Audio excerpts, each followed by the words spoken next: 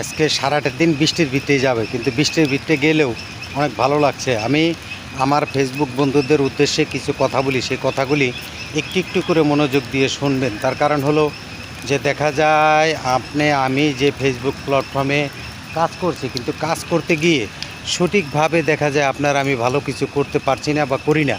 এই না করার কারণটা কি জানেন? না করার কারণটা হলো যে আমি সবসময় দেখা গেছে ফেসবুক প্ল্যাটফর্মের যে সকল বন্ধুরা আছে, বন্ধুদের নিয়ে আমরা হিংসা করে থাকি। হিংসা কেন ভাই?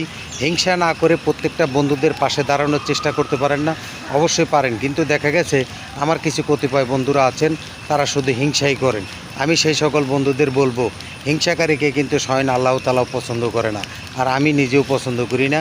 আশা করি আপনারাও পছন্দ করবেন না। তার কারণ আপনি যখন হিংসা করবেন, তখন দেখবেন কোনো না কোনোভাবে আপনাকে কেউ না কেউ হিংসা করবে।